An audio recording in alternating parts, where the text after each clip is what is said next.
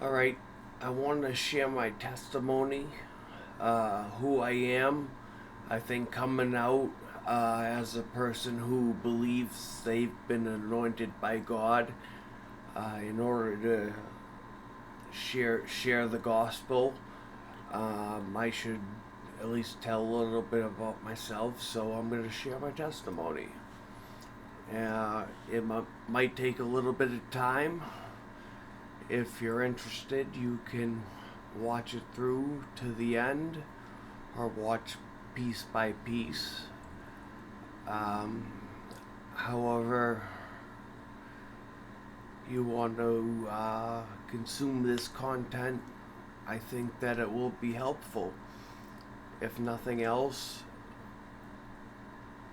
then perhaps I can share at least a little bit of the wisdom that I've gleaned through a life of um, trials and tribulations. So, my name is Christopher Granis. People call me Christopher Powers because that's the name that I prefer. It's the name I took for myself when I became a new creation in Christ. It's the name I project in the world if I feel like I should be projecting anything. And for a period of time, I didn't think that that was the way to go. I still had character flaws in my life, and I had to deal with that. But God is faithful, and He brought me through the different things, but I had to remain patient. So, I was born in Malden, Massachusetts. My parents, there was a kind of a big age difference there. My mother, um, I don't know when she got addicted to drugs, alcohol, or whatever, um, but it was evidently a part of her life. Around the time I was born, and what ended up happening was I was taken away from my natural parents, my biological parents, and put into DSS custody because they determined that they couldn't take care of me. Um, I don't know if that is an accurate assessment. My mom did struggle with many things, but my dad is a rock. He's one of my best friends till this day. So I think that perhaps my mom might have uh, been the issue, and my dad not so much. But either way, we were taken away. I was put in a foster home. The foster home that I was put in was just temporary, and then they put me in another foster home that I actually stayed at for several years. So, my developing years, I was with a family in Malden, and um, and they were good parents, and I think about them till this day. And but what basically ended up happening was uh, they used to slap my hand or spank me. Um, when I misbehaved, and I misbehaved a lot. And I told that to the caseworkers, and so they started sticking their nose in things. And I wasn't taken immediately from the house, but it just so happened that the next day, or maybe a couple days after, I was out in the streets with the other kids in the neighborhood, because we would play with the other kids in the neighborhood in those days. And I threw a battery, but I had really bad aim, and it ended up cracking a windshield. And the family had to report this to DSS. They were upset. They were under investigation, and then this happens, and so it was decided somewhere, somehow, that I was to be taken from that family and put into a new foster family. And so I was taken by this woman. She looked like a lesbian. And she took me to a new foster home. And I was kicking the inside of her car, and I didn't want to go. I was really upset about this. So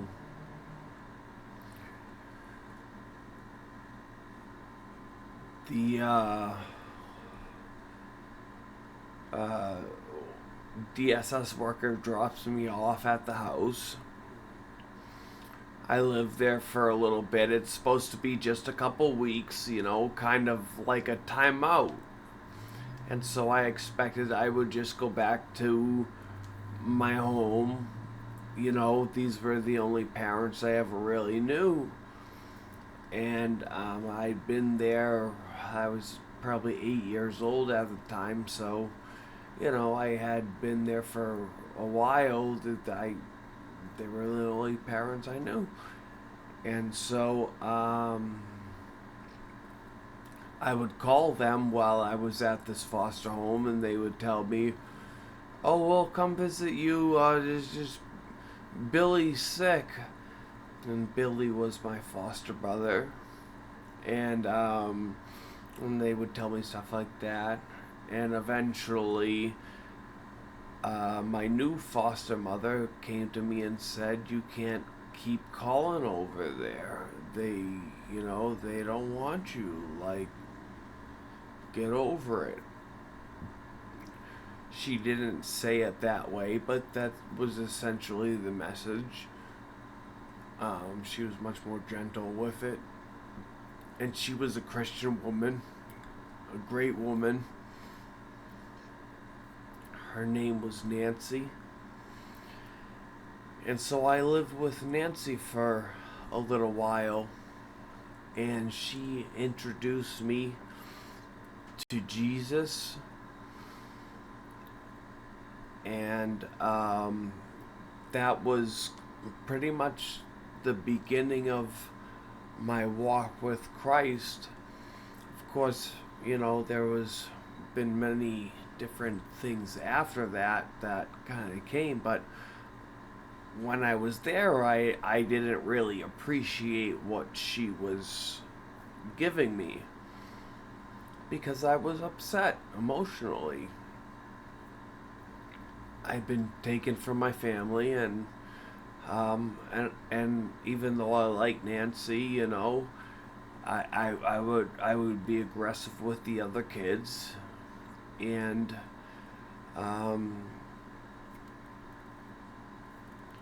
it wasn't, I had already, been kind of, a class clown type of, kid in my school, and going to this, and just transitioning Um, oh, I lost my train of thought there for a little bit.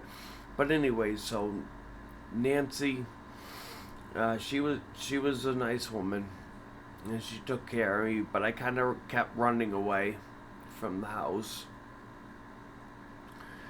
and I was misbehaving. I had more freedom at Nancy's house than I did at my prior house, and but I just kept acting up, I guess, and eventually came to a point where it was like, he needs more secure type of, supervision. So they decided that they were going to put me in the Italian home for children, and I was there for a couple of years or so, and they found me a foster family, and a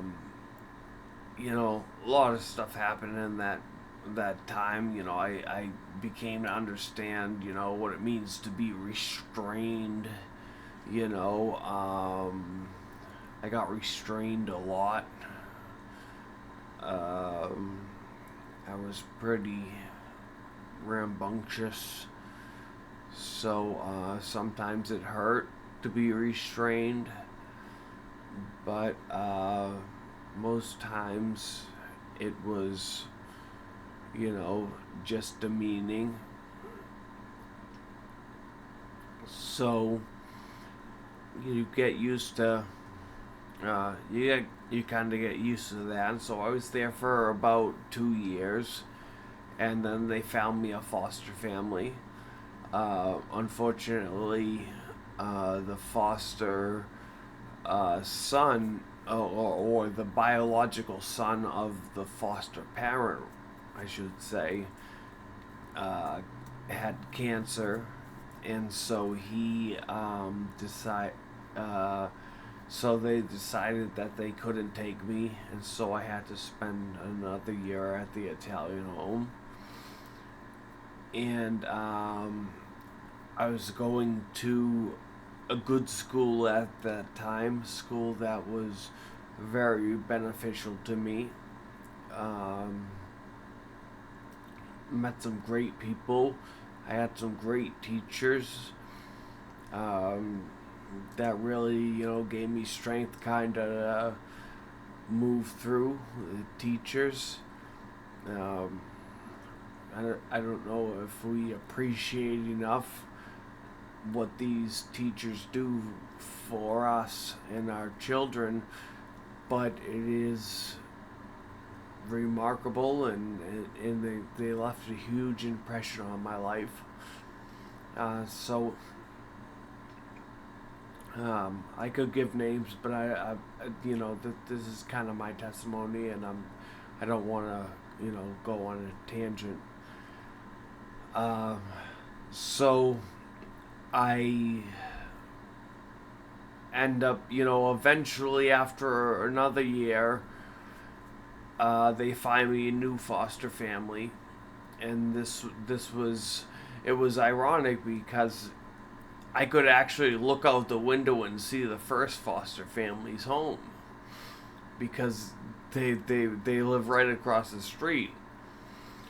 And well, it was kind of like a perpendicular thing, with the streets. So they were on one street and we were on one street, and we could see. But anyways, I could see them. So I went over there and said hi, and um, but I didn't really have a strong bond with them, and eventually, I didn't really think about them too much. And life goes on. Um, so I'm living in a new foster home. Not doing too well in school because I'm aggressive, and you know, so they have me in special ed type classes because my behavior is, you know, unruly. And one day I was looking through one of my, I guess you would say foster brothers, even, but basically the biological son of the foster parents who were caring for me still lived in the house, and I went in his room and I was looking through his knife drawer, and there were some cool knives, and that I guess made DSS just I don't know, upset or something, and so they decided that they were gonna put me in this thing called an ART, acute residential treatment. So it was just gonna be like a timeout, and so I go there, and you know, and they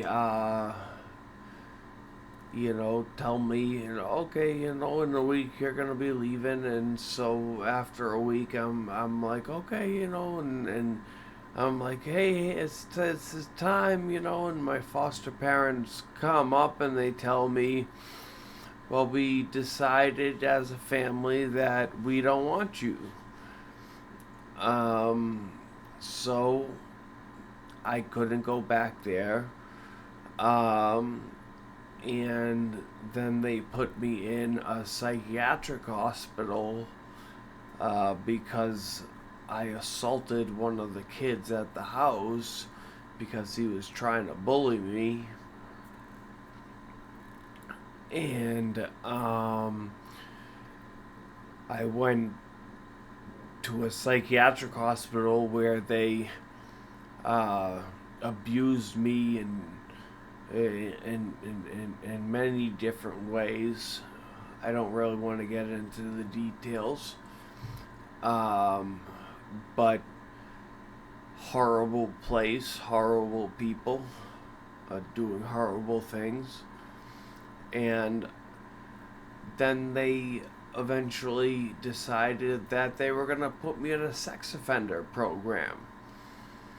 Now, at this time in my life, I might whip out my willy, and just to check sizes or something, or impress the ladies if they wanted me to, but it wasn't like a normal thing. But they decided I had to go to a sex offender program, and they put me in a sex offender program where they then convinced me that I was a pedophile and made me write up all of these different stories about things that I did that I didn't actually do, and if you didn't write them up the right way, you couldn't go up through the phases, and so they really kind of just nailed this into you week after week to make you think like this is what you are. It was kind of like a brainwashing place in order to create pedophiles. That was pretty much what they do, but they were actually saying that they were helping was a sex offender program, but they did take sex offenders in there too, but I wasn't a sex offender at that time. They took me and tried to make me into a sex offender, and they succeeded in making me have an attraction to underage girls, and that was something that tormented me in my mind. Now I've never watched the type of porn, but I watched different like cartoon hentai stuff be to satisfy this desire, but it caused so much shame when I would do it, and I hated myself. But then I found this drug, DXM, that helped me to. I didn't think those things. Unfortunately, I became a little psychotic. Um, so, but I'm gonna back it up a little bit. So I'm at this program, and I'm there for a couple years, and they're brainwashing me and making me send letters to my family saying I did stuff that I didn't do. Um, in order to whatever, it was part of their treatment program. And at this point in my life, luckily, uh, DSS worker comes in. Her name's Lisa. She was like a guardian angel, and she comes in and she sees just how horrific this thing is and what they're doing. And of course, they label her a sex offender and say that she's being sexually provocative and or trigger or whatever they say. And then she could only see me with a supervisor present. And I got to the point where I was like, you know what, I just don't want to do this anymore. So I hung myself. And uh, someone found me in the bathroom, and they,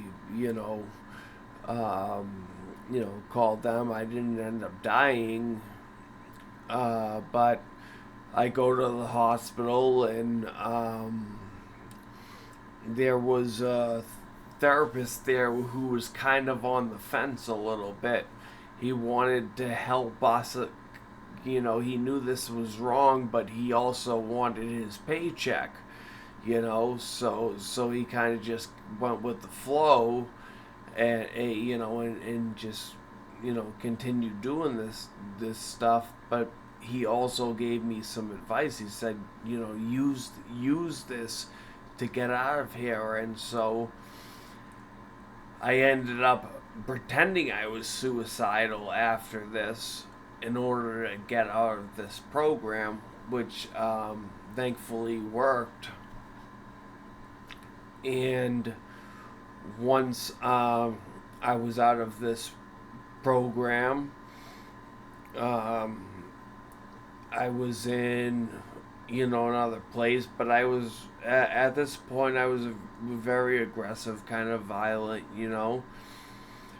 and I would have been about 12 years old. So I go to a new place, and I get into some trouble there. They kick me out, and I basically get kicked out of a bunch of different places for doing stupid shit. Up until the time I was, 17 or so, where I ended up. I had these criminal charges, and I was in DYS custody because I partook in an unarmed robbery where we tried to shake somebody down with a knife and scare him into giving us his money. And that was my mentality, because you had to be the strongest in these programs. And as I went through these programs, I realized that they're predominantly black.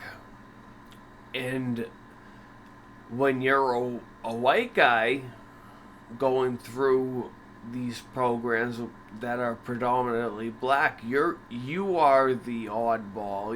You're the minority.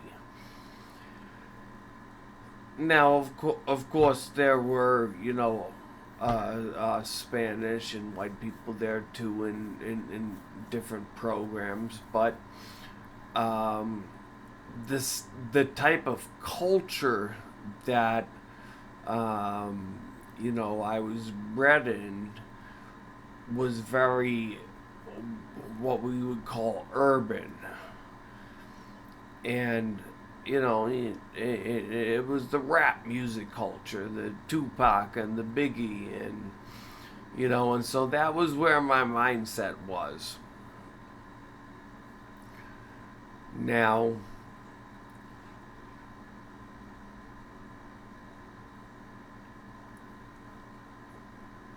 I wasn't uh I wasn't a killer at that point in my life. Like I didn't um I knew killing somebody was wrong, and um and so that wasn't on the table.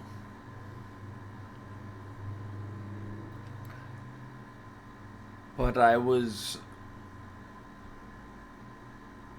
angry and hostile, and got introduced to drugs.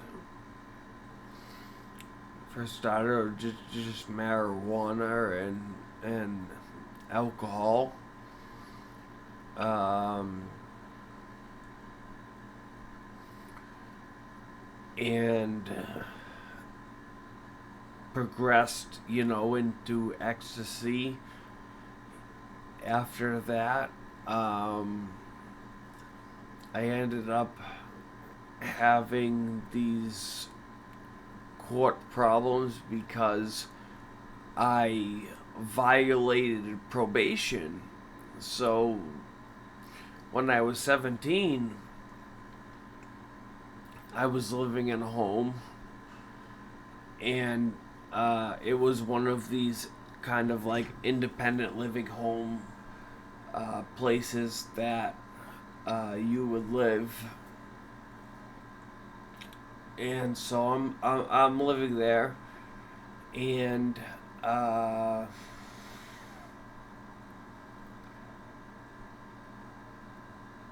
I end up one day getting into an argument with my sister while we were at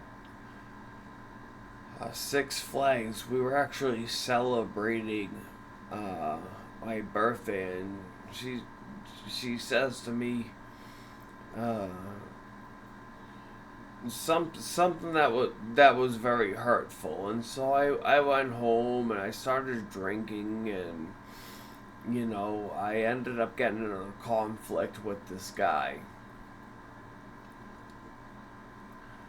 and I pulled the knife on him, and I was worried that I was gonna be sent to, jail because of what I did in the house. So I left the house and went and stayed with a friend who was at one point, a resident of the house, but um, he had an SSI check and was able to get an apartment for himself.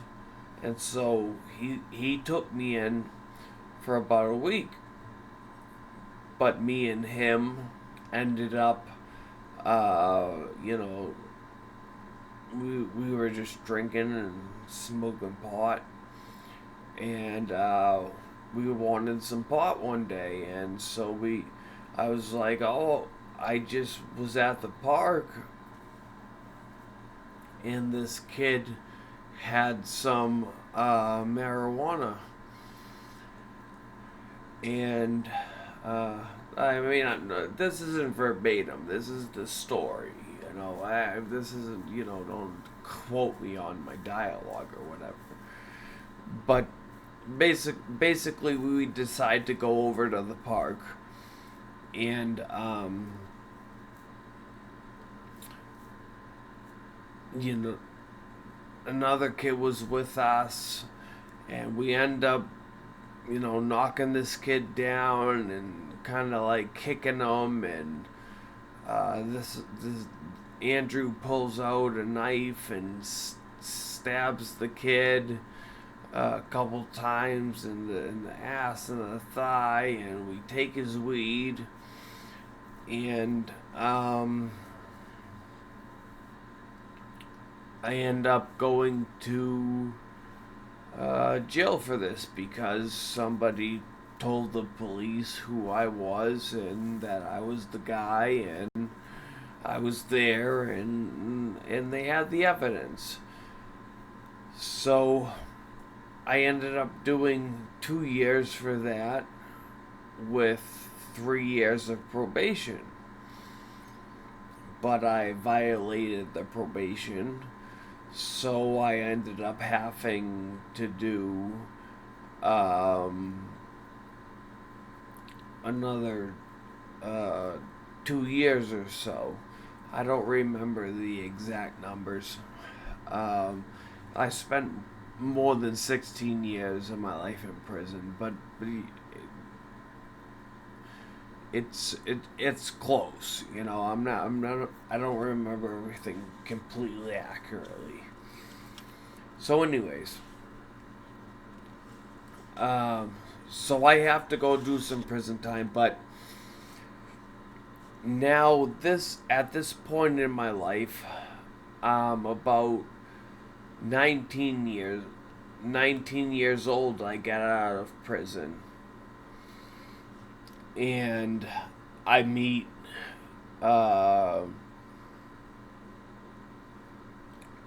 various people, but one of the persons was somebody that I was in prison with, and he introduced me to a man that was a homosexual, but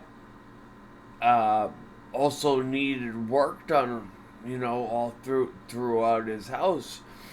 And when I met this guy, I wasn't, you know, a homosexual myself, but I wanted what he had to offer, and so I, you know, kind of pretended and manipulated a little bit. And I'll say to this day, you know, for the people who are saying, oh, that guy took advantage of this or whatever you want to say, that's not the case. This guy is still like one of my best friends till this day. So, for for the people out there who are like, oh, he's homosexual, oh, he should be castrated or something, you know. Listen, keep your opinions to yourself. Okay?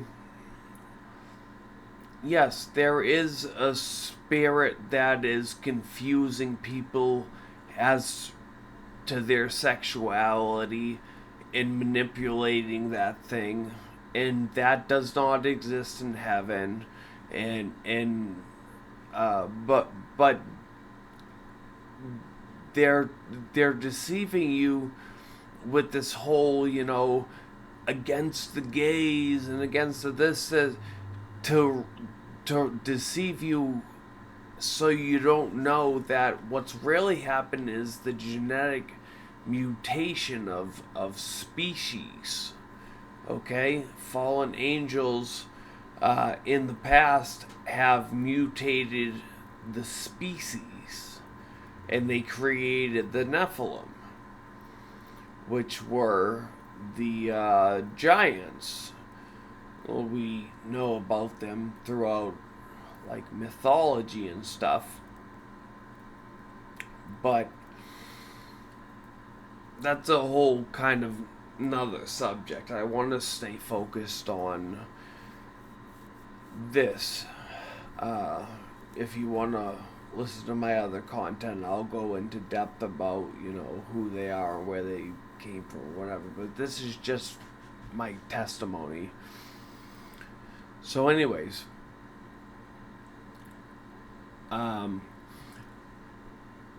I'm living with this guy, and I help him with his landscaping, and I do engage in sexual activities with him. And um, at the time, I also had a girlfriend because, I was attracted to girls, but she didn't know about the other relationship I had, so that was kind of a little bit messed up. And, well, more than a little bit, I don't know. In any case, um, I ended up getting in trouble several times after that. Um,